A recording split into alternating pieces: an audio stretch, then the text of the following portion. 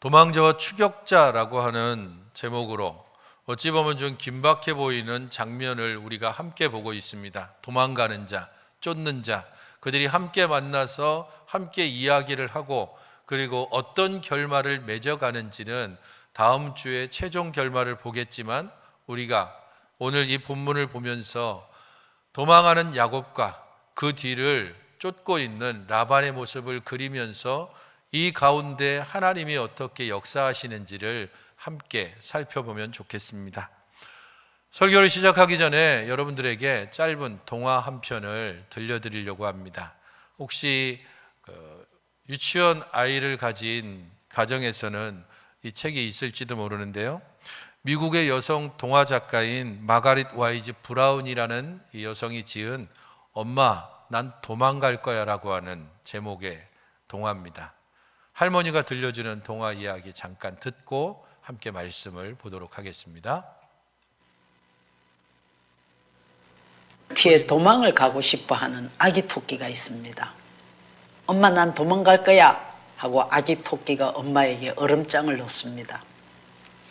네가 도망가면 난 쫓아갈 거야. 넌 나의 귀여운 아기니까 하고 엄마는 대답을 합니다. 못된 소리 한다고 야단을 치는 것이 아니라 나는 너를 쫓아갈 거야. 넌 내가 정말로 사랑하는 아이이니까 라고 말을 합니다. 어린 토끼는 엄마를 피해 시냇물로 가서 물고기로 변신한다고도 말하고 산으로 올라가 바위가 된다고도 합니다. 그리고 꽃밭에 크로커스로 피어난다고도 하고 새가 되어 멀리 날아가기도 하고 돛담배가 되어 멀리 흘러간다고도 합니다. 이렇게 아이들은 엄마를 떠나고 싶을 때가 있는 모양입니다. 그때마다 엄마는 낚시꾼, 등산가, 정원사, 나무, 바람이 되어 너를 찾아내어 내 곁에 두고야 만다고 말합니다. 엄마의 무한 사랑을 이렇게 잘 표현할 수 있는 방법이 또 있을까요? 아무리 잘 설명을 한다 해도 이처럼 잘 표현할 수는 없을 것 같습니다. 혹시 기회가 된다면 도서관에서 한번 빌려보는 걸 추천드립니다. 복음을 잘 설명하고 있고 하나님께서 우리를 어떻게 사랑하시는지를 엄마 토끼와 아기 토끼 이야기를 통해서 우리에게 잘 전달을 해주고 있습니다. 아이를 향해서 엄마가 얼마나 헌신적인지, 아이는 끊임없이 도망가려 하지만 엄마는 어떻게 해서든지 그 뒤를 조금씩 따라가고 결국에는 아이가 포기하고, 그렇게 엄마가 나를 따라온다면 그냥 그대로 여기 있을래, 그렇게 이야기하자 엄마는 아주 친근하게 이야기합니다. 당근 먹을래? 그리고 같이 나무 뿌리 밑에서 엄마와 아기 토끼가 함께 당근을 먹는 그런 화목한 그림으로 이 동화가 끝을 맺습니다. 하나님께서 우리를 사랑하시는 것이 그렇습니다. 우리는 끊임없이 도망가고, 우리는 끊임없이 뿌리치고, 우리는 끊임없이 귀를 막지만 하나님은 끊임없이 우리에게 다가오시고, 때로는 껴안으시고, 때로는 속삭이시고, 때로는 기다리시고, 때로는 우리를 향해서 멀찍이서 그 발걸음만 들려주시는 것입니다. 오늘 우리는 도망하는 야곱과 그 뒤를 쫓는 라반의 이야기를 함께 보고 있습니다. 야곱이 도망했다라고 하는 것은 사실 이 이야기에서 야곱이 가지는 문제점을 드러내주고 있습니다. 왜냐하면 야곱은 분명히 하나님께로부터 너 아버지 있는 곳으로 돌아가라라고 들었기 때문입니다. 31장 3절에 보면 여호와께서 야곱에게 이르시되 내 조상의 땅 내 족속에게로 돌아가라, 내가 너와 함께 있으리라 라고 말씀합니다. 어떤 상황에서 하나님이 이 말씀을 하셨나 하면, 지난주에 살펴본 대로 야곱이 비록 꼼수이긴 하지만 하나님께서 그 뒤에서 모든 새끼들이 날 때에 그 위에 올라탄 것이 점 있는 것, 아롱진 것으로 야곱의 새끼가, 힘센 새끼들이 태어날 때마다 야곱의 것이 계속해서 됐습니다. 6년 동안 야곱은 그야말로 엄청난 부자가 됐습니다. 낙타도 사고 또한 나귀도 사고 여러 노비들을 거느릴 만큼 엄청난 부자가 됐습니다. 라반의 아들들이 그리고 그의 형제들이 이것을 좋게 볼 리가 없습니다. 야곱이 뭔가 술수를 부리는 것이 아닌가. 자기들이 술수를 부리고 있기 때문입니다. 자기들은 점을 치고 자기들은 이런저런 마법에 의지하고 그래서 어떻게 해서든지 자기 재산을 불리려고 했던 것처럼 야곱도 그렇게 무언가 마법과 술수를 써서 저렇게 갑자기 부자가 된 게 아닌가 지켜보고 그러다 보니까 시기심이 일어나고 그러다 보니까 조금씩 미움과 좋지 않은 감정이 드러나기 시작합니다. 야곱이 그것을 눈치챌 즈음에 하나님께서 야곱에게 말씀하신 것입니다. 내 조상의 땅, 내 족속에게로 돌아가라. 거기에 그치지 않고 이것이 점점 더 심해지자 야곱은 자기의 두 아내를 모으고 하나님께서 자기에게 말씀하신 것 그리고 꿈에 보았던 것을 말하면서 31장 13절에 다시 한번 하나님의 명령을 이렇게 말합니다. 나는 베델의 하나님이라. 네가 거기서 기둥에 기름을 붓고 거기서 내게 서원하였으니 지금 일어나 이곳을 떠나서 내 출생지로 돌아가라 하셨느니라. 자기의 두 아내를 모아놓고 이제 동의를 구합니다. 하나님께서 내게 이렇게 행하셨고 하나님이 내게 돌아가라고 하셨다. 당신들도 돌아가겠느냐? 나와 함께 그 길을 가겠느냐라고 두 아내에게 묻자 두 아내는 대답합니다. 우리 아버지가 우리의 것을 다 먹어버렸다. 그야말로 우리 아버지는 욕심쟁이다라고 그렇게 아버지를 비난하면서 하나님이 당신에게 말한 대로 그대로 행하라. 우리가 함께 따라가겠다라고 했고 아내의 두 말을 듣고 야곱은 그때부터 준비한 듯합니다. 오늘 본문을 보십시오. 그때가 언제입니까? 일어나 자식들과 아내들을 낙타들에게 태우고 모든 소유물을 다 끌고 나간 때가 언젠가 하면 그때에 라반이 양털을 깎으러 갔을 때입니다. 라반과 그리고 모든 사람들이 양털을 깎는데 그야말로 온 집안이 다 동원돼서 집을 비운 그 사이 야곱은 그동안 준비한 대로 자기의 자녀, 아내, 모든 노비 그리고 모든 소유물들을 데리고서 나는 떠납니다라고 인사 한마디 없이 떠나고 말았습니다. 야곱의 출발은 하나님의 명령에서 시작됐습니다.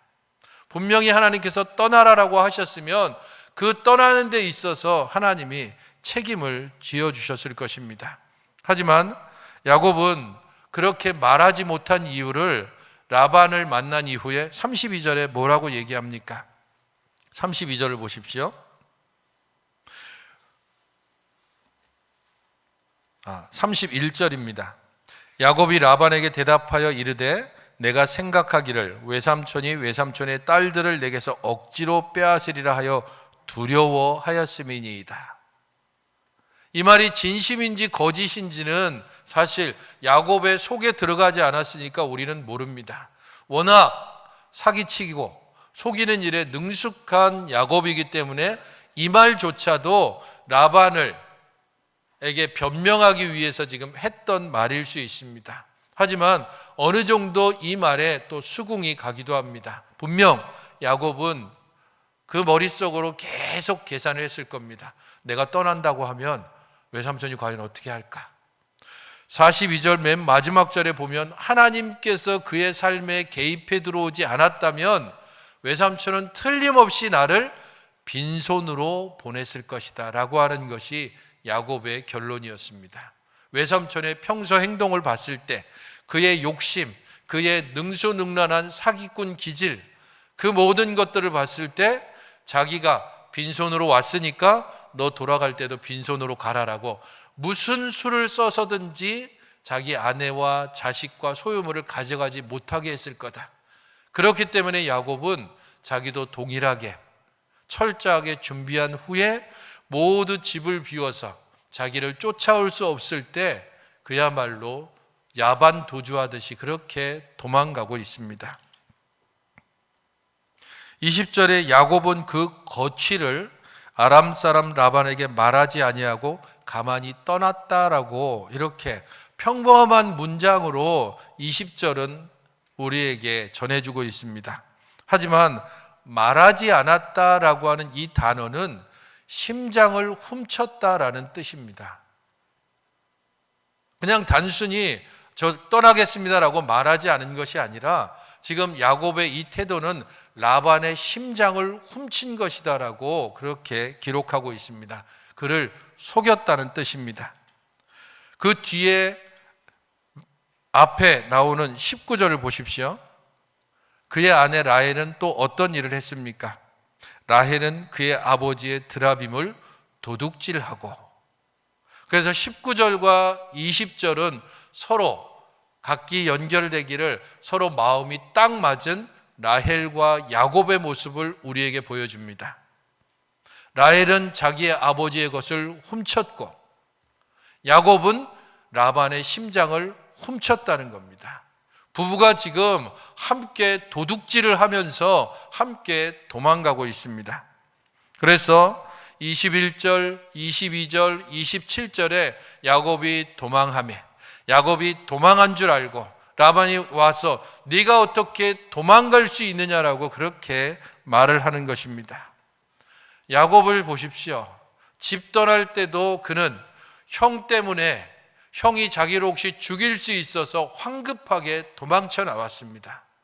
그래서 이 바단 아람에서 외삼촌 집에서 20년 동안 지냈습니다. 빈털터리로 왔다가 이제는 2명의 아내, 2명의 첩, 12명의 자녀들, 그리고 수많은 노비와 많은 가축들을 가지고 황급하게 지금 도망가고 있습니다. 그 모습이 얼마나 참 보기가 안쓰럽습니까? 어떻게 해서든지 기회를 노리고 도망가려고 하는 야곱의 그 시간들을 생각해 보십시오.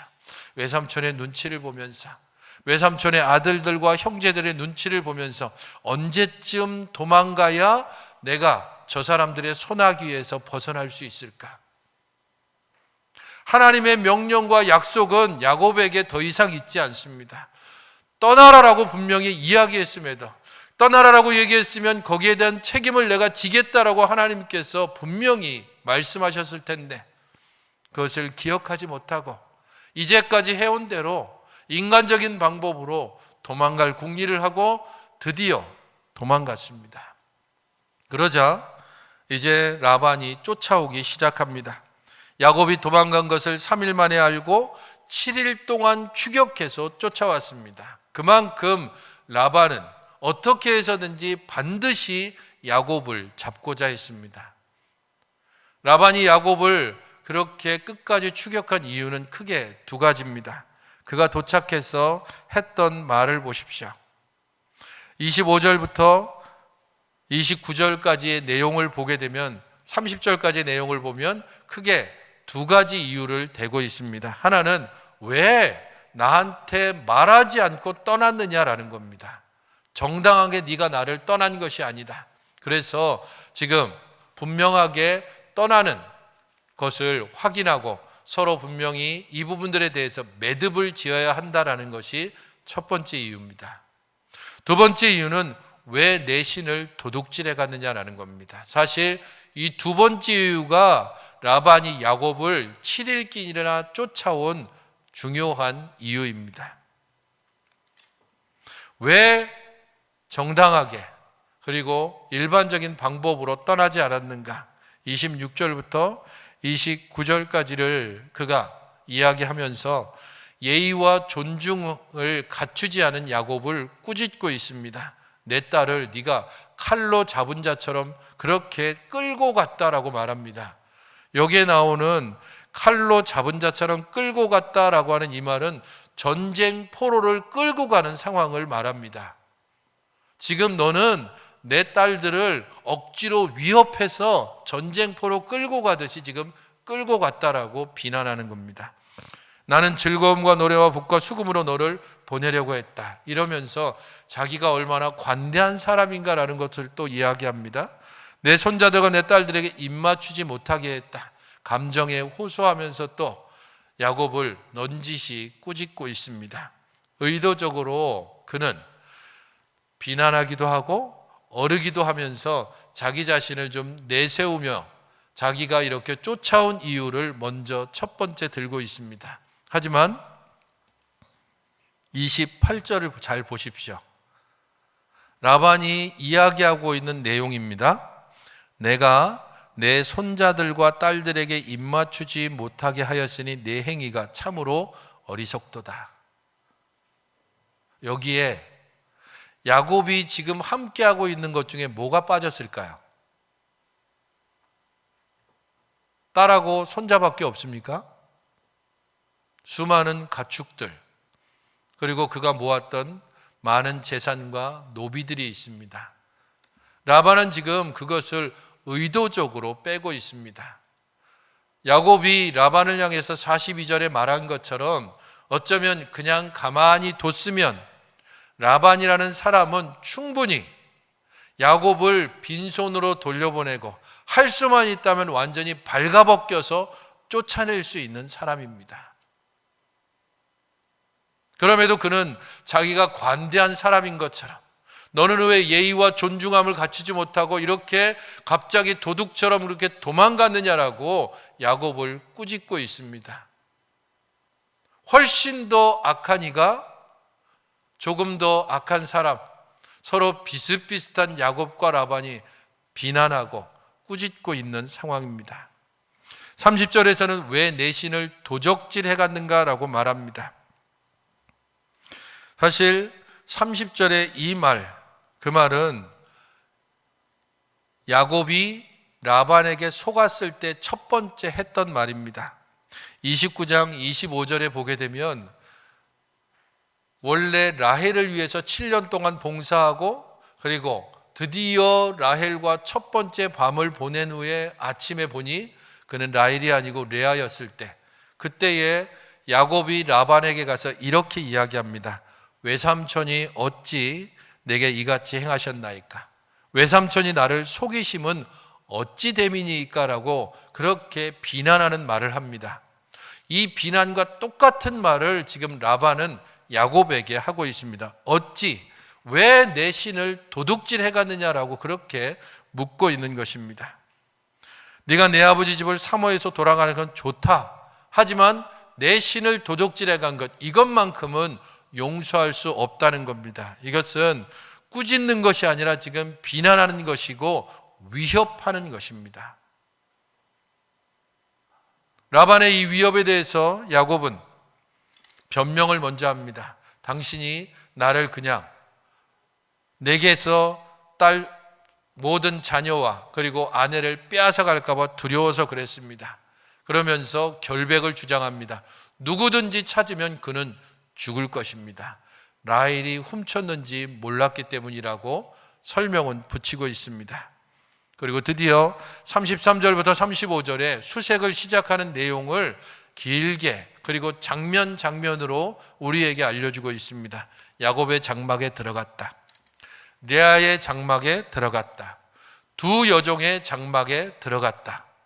그리고 마지막 진정으로 이 드라빔을 훔친 라헬의 장막에 들어갔다. 긴장감을 점점 고조시키는 이런 가운데 라헬의 장막에 들어갔을 때 라헬은 태연하게 이렇게 말합니다.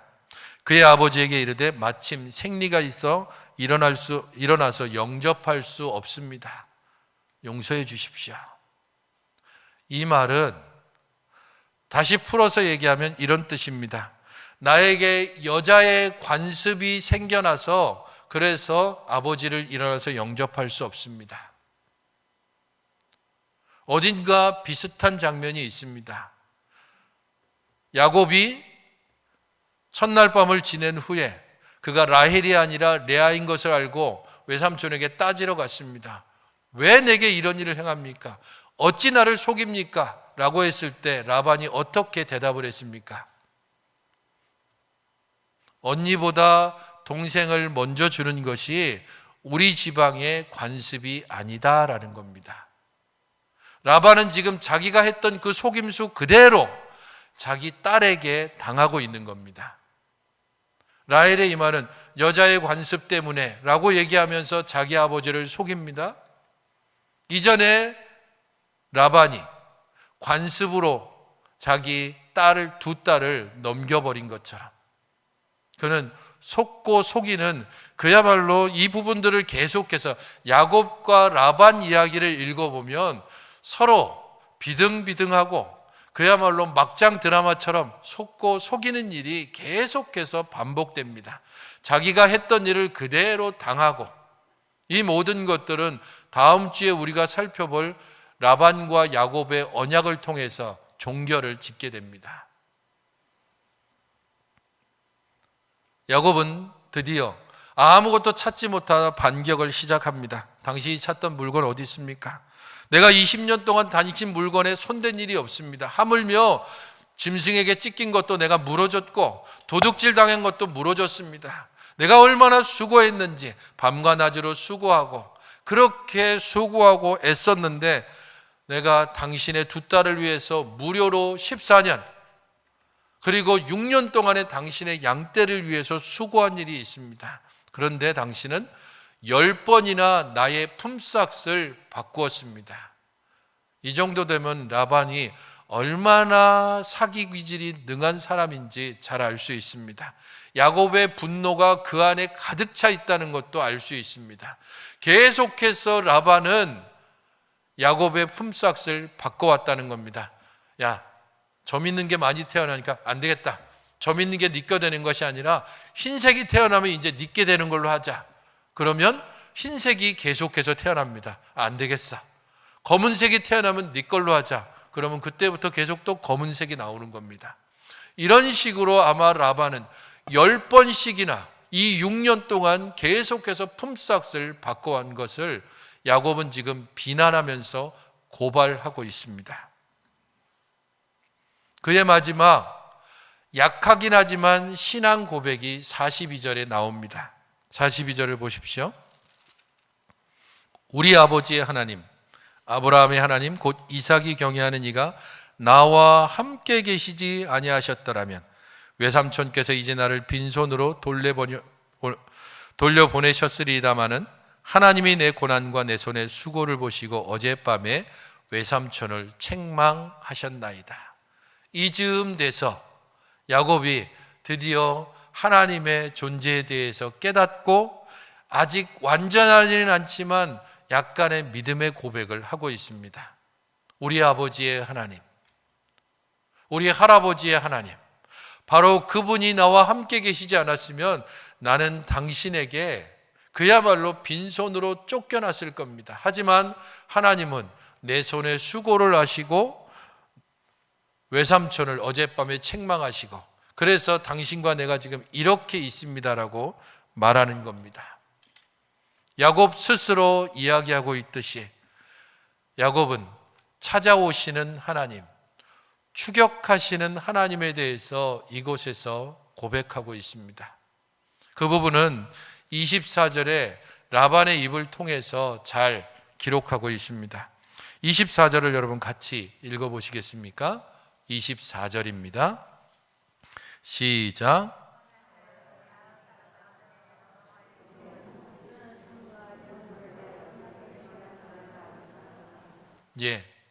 아람 사람 라반에게 하나님께서 꿈에 나타나셔서 이때가 언젠가 하면 7일 길을 그야말로 미친 듯이 쫓아와서 길르앗산 근처라고 했습니다. 이제 이 밤이 지나면 바로 야곱을 붙잡을 수 있는 시간입니다. 이놈을 잡으면 어떻게 할까? 구워 먹을까? 삶아 먹을까? 튀겨 먹을까? 뭐 별의별 생각을 다 했겠죠. 내 이놈을 붙잡으면 이러면서 칼을 갈고 있는 바로 그 밤 하나님께서 꿈에 라반에게 나타나 말합니다. 너는 삼가 야곱에게 선악간에 말하지 말라. 하나님의 이 나타남이 아니었다면 야곱과 그 가족들이 어떻게 됐을까요? 불을 보듯 뻔합니다. 아마 야곱은 죽임을 당했을 가능성이 있습니다. 야곱의 아내 레아와 라헬 그리고 첩과 자녀들은 포로처럼 다시 밧단 아람으로 끌려갔을 수 있습니다. 하나님께서 찾아오시지 않고 하나님이 야곱과 라반을 뒤쫓지 않으셨다면 이 사건은 그 뒤의 이야기, 곧 언약의 이야기가 있지 않습니다. 야곱의 행동이 정당하지 않습니다. 그는 하나님의 말씀을 받았음에도 불구하고 두려워했고 어떻게든지 자기 재산을 지키기 위해서 꼼수를 부리고 거기에서 더하여서 밤에 도망가는 그러한 치사한 방법을 사용했습니다. 그래서 지금 선악간에 말하지 말라라고 이야기하는 겁니다. 야곱도 잘한 거 없다.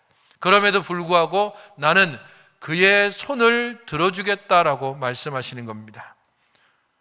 하나님께서 찾아오시고 개입하시고 하나님께서 추격해 오시기 때문에 야곱이 살고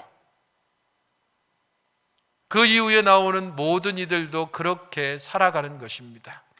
요셉이 어떻게 살 수 있었는지, 첫 번째 죄를 저지른 아담과 하와가 어떻게 살아갈 수 있었는지, 하나님의 명령을 어기고 도망가던 요나가 어떻게 살아갈 수 있었는지, 모든 사명을 다 잃어버린 채 완전히 탈진해버린, 그래서 동굴 속에 숨어버린 엘리야를 어떻게 하나님께서 찾아가셔서 그를 굴 밖으로 끌어내셨는지를 생각해 보십시오. 하나님은 우리를 추격하십니다. 하나님은 우리를 찾아오십니다. 도망가는 아담과 하와를 향해서 아마 하나님은 이렇게 말씀하셨을 겁니다.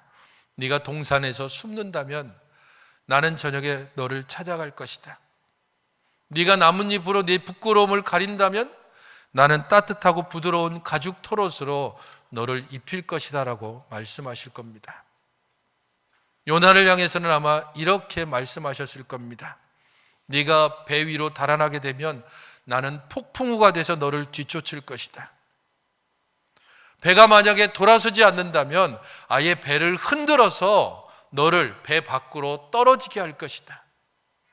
네가 바닷물에 빠진다면 나는 물고기를 준비해서 너를 삼키게 하고 결국에는 네가 있어야 할 바로 그 자리에 놓게 하겠다라고 말씀하시는 것입니다.